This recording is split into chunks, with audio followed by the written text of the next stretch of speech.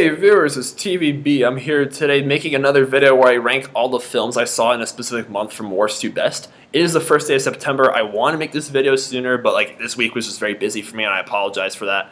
But I gotta rank all 4 films I saw in August from worst to best. I started this in June, did it for July. Might as well keep this up if I can see enough movies per month. And this August, for a summer month, there really weren't that many big releases, which is very unusual for August. I was just very, that was interesting. I mean, I was expecting, usually more comes out in August, but, we did have, oh, what's up, Felix? Hi. I'm filming this in my lobby, by the way, so if there's, a buttload of background noise, I apologize in advance, like that. So, yeah, August, I think the biggest, blockbuster movie that came out was The Dark Tower, and yeah, there was other things. I mean, of course I missed plenty of movies. I only saw 4 movies. There's plenty of stuff that I had to skip. I skipped Annabelle Creation, I think is what it's called, because I haven't seen any of the Conjuring films. I really should, because I heard the first Conjuring is a masterpiece. But yeah, I decided to skip it. And I also decided to skip any movies that came out last weekend because I just want to see Logan Lucky after all the awesome reviews that I got from that. But anyway, enough yammering. Let's just start ranking the films that I saw. The worst film that I saw in August of 2017 was The Dark Tower, and I feel kind of bad for saying that because I actually like The Dark Tower. I mean, I know it's getting plenty of hate, but I liked it. I mean, yeah, it's not a perfect film by any means, but it's likable. I mean, I liked Idris Elba. Idris Elba is badass as the gunslinger, and Matthew McConaughey. As much as I wish Tommy Lee Jones played the Man in Black instead of Matthew McConaughey, because I think it would just be hilarious for the meme's sake. Tommy Lee Jones, he was in the Men in Black playing the Man in Black. I mean, I assume the Dark Tower books came out before the Men in Black movie, but whatever. That would just would have been funny. And the child performance from the kid who falls around the gunslinger, he's having all these dreams about this Dark Tower. Yeah, his performance was good too. The performances are all great, and the action scenes, yeah, they're a little few and far between, but when there is action, the action goes down. And again, that's all thanks to some excellent cinematography and some great stunt work from Idris Elba and the director and whatnot. But The Dark Tower, I think it's I understand that it probably would have been a better film if they didn't just stuff all the Dark Tower books into one movie. I think that's the main issue that most people have with it, especially from Stephen King fans. Because The Dark Tower is a series, and they set this movie up to be a franchise, but yet they just stuff elements from different Dark Tower books into this one movie. I feel like this film would have been better if they just took the first book and just followed the narrative, just all the way through, how it is traditionally. But it is what it is. I like Dark Tower. I mean, hate me all I want for saying this. I had a good time with it. I mean, I didn't like it as much as the other films that I saw in August of 2017. Shut up, Wind. If you guys heard, I'm really sorry. But yeah, I had a good time with it. But again, it's not as good as the other films. I will say this: The Dark Tower did make me laugh quite a few times, especially when the gunslinger is brought to New York City with the kid, and he's do they have guns and bullets on Earth? Yeah, you're gonna like Earth a lot. And he goes there and he's trying Coca-Cola and he's it's this. And it's reminiscent of Wonder Woman, how she's in London. Yeah, it's Idris Elba in New York City. That was pretty funny. I will say myself. But again, Dark Tower didn't like it as much as the other films I saw in August, but it was still a fun film in my opinion. I know it's getting a lot of hate. Hate me all I want. This is my video, my opinion. You respect my opinion, I respect yours. It's what it is. Anyway, next film on this list is The Hitman's Bodyguard. Now, I saw, it's quite a funny story how I saw this movie. Again, this is the first, my review for The Hitman's Bodyguard was the first movie review I ever filmed while I was at college. And, when I saw this, again, I still don't know the town I'm in super well, but I did, I just ordered tickets online because I heard, this is false, but I heard that the theater I went to was, you have to buy your tickets online in order to, get into the movie you want to see. That didn't turn out being the case. And this theater I went to, I took a bus. The bus took me as close to it as it possibly could. And, I had to walk, 30 to 40 minutes. in a straight direction until I saw the movie theater. And yeah, like thank God I allowed like 2 hours of extra time because the movie was like starting at 7 or 7:30 or something like that. And I got to the movie theater and I saw it. And yeah, like after the movie was done, it was 10 o'clock. I'm like, okay, I'm just Ubering my way back. Like, nope, nope, nope. I try to Uber as little as I can because I'm trying to watch my spending.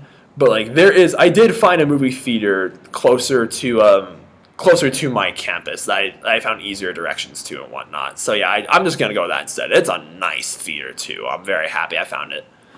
But anyway, The Hitman's Bodyguard, Samuel L. Jackson and Ryan Reynolds, both of them were awesome in this movie. Like, I really liked both their performances, like the dynamic between the two of them, even though they're both funny and they're both like these like unsavory like hitmen, or like one was a hitman, the other's a bodyguard, but like they both like contradict each other in several ways. Like Ryan Reynolds, he works for the CIA, and Samuel L. Jackson, he's a hitman. He just does whatever he wants and doesn't care.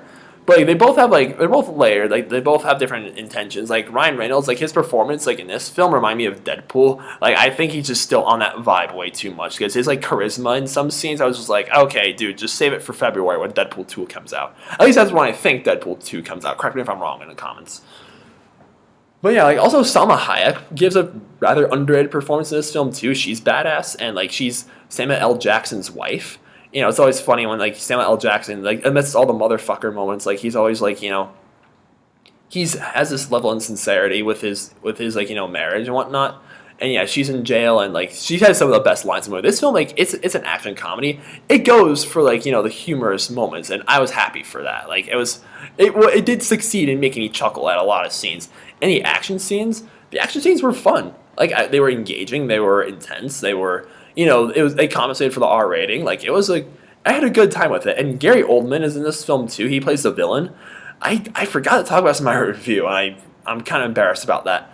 But, like, his performance as the villain, like, this evil Eastern European dictator, like, he wasn't in the movie a whole lot, but he was just so slimy and, like, one-dimensional. I was just like, okay, this is not how you do a villain. Gary Oldman, like, you're better than this, man. Come on. But yeah, like the Hitman's Bodyguard, it's nothing original. It's nothing like groundbreaking by any means. It's not going to be like on the best films of the year list or anything like that. But it's a fun like action comedy for the summer season in a month where we didn't have that many big blockbusters like what we're used to. And Hitman's Bodyguard, like again, when you go into this movie, people go to movies to have a good time. And I did have a good time with this. So therefore, The Hitman's Bodyguard definitely succeeded in that. Okay, the second best film that I saw in August was The Glass Castle. The Glass Castle, like, it came out, like, this was the last movie I reviewed before leaving for school. And I was happy with that because we read The Glass Castle book in English class last year. It was for, like, we had a coming-of-age class that was, like, called Growing Up, and we, like, read this book. I was like, oh, wow, this is getting a movie, that is not going to be easy to watch. Like, I was like, because we spent a lot of time on the Glass Castle book in English class, and, like, I was a little worried how we spent a long time, like that. And I was wondering, like, how are they going to stuff this whole thing into, like, in a 2-hour movie? But they did. I know it's getting, like, mixed reviews from critics, but I really liked it. I did, The Glass Castle. Like, the performances from Brie Larson, like she just has that look in her eyes, like that look in her face, like no one else can pull it off except her. I know that's just very random to say, but like that's one of the ways I remember Brie Larson the most in movies. It's just like the facial expressions she always gives. And Woody Harrelson as Rex Walls, the dad, like he became Jeannette Walls' dad. Like I was very like his performance like nailed it. Again, I don't think this film is going to get nominated for any Oscars, but if it does, like I think Woody Harrelson should be nominated for Best like Supporting Actor. And yeah, the mom played by Naomi Watts, I really like her. She was great in the movie too as Jeannette Walls' mom. And yeah, this film like they definitely like the way they stuffed like that entire memoir into like a 2-hour movie. Like yeah, it could have been done better in my opinion, but like the events that they kept and events that they of course had to move around some events and whatnot, but like they did a very good job at like staying true to like to the actual like story, the true to life like tale of Jeannette Walls and like her life. And like I'm looking at this movie and I'm just like, if this all happened like in the 60s and 70s, I believe, like, the events of the Glass Castle, like 60s, 70s, 80s, like, that whole time span. I'm just like, if this whole story happened nowadays, like, with an alcoholic father and like, and these two deadbeat parents like taking their kids all these like crazy quests, moving around all the time and putting them in dangerous situations. Like, who lets a 3-year-old cook hot dogs? Like, seriously. Like, if all that happened nowadays, like those kids would have been like taken away from their parents and like put through foster care. But I watch this, I'm like, it's important to realize that when you hear about stories like this, everything happens for a reason. And Jeannette Walls like probably would not be like the person she is today. I think she's still alive. Yeah, she is still alive. But she would not be the person she is today if it weren't for all that. Like, because I mean, her dad says in the movie, like, you're meant to stand out, not just add to the noise. I feel like everyone, like, you look, I'm telling you this right now, you look at like your past events, like, no matter how hard things have been, it's all happened for a cause. And fate, I believe that fate is an optimist, because like something good always comes out of like bad events. Like, people go through bad events like, natural disasters or like loss of parents or stuff like that, but they always come out better because of that, because it's either they learned about something they took for granted that's now gone, or like they learned a valuable life lesson about themselves. Like, looking back on my high school experience, like I really wish I did more. I could have done so much more, but I didn't. I mean, I kind of have to blame YouTube for that, in all honesty, but like, I love you guys. But like, I could have done more. I feel like just learning about like a lot of things that have happened, like, this all happened for a reason. It's better that I made those mistakes like when I was younger than make them like now as a college student, because like I have my whole life ahead of me. Like, adulthood like is coming. It's already came. But like, yeah, and the Glass Castle captures that whole theme like very well, in my opinion. Just like, it's such like a riveting true story. Again, this show's not easy to watch. It definitely has its hard moments. Excuse me. But like Glass Castle, again, it's getting mixed reviews from critics. Like, if you read the book, I'd highly suggest seeing the movie.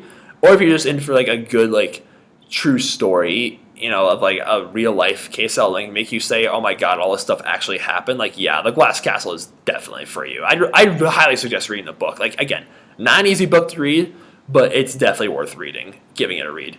I really need to read more. I read a lot of comics, but like, it's hard for me to get into a book now it's not a comic. It's kind of a problem. But anyway, hold on. Before I give away the best movie of 2017, I just gotta blow my nose. Ugh, I'm still getting over a cold. It's not as bad as it was like a week ago, but it's still here. Tissue, please.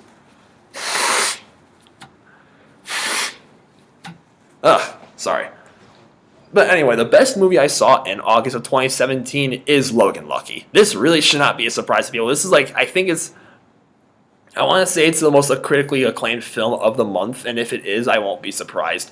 Like, Logan Lucky, this is such an interesting tale with like Channing Tatum and Adam Driver, and of course Daniel Craig. Like, all the performances in this film were across the board like amazing.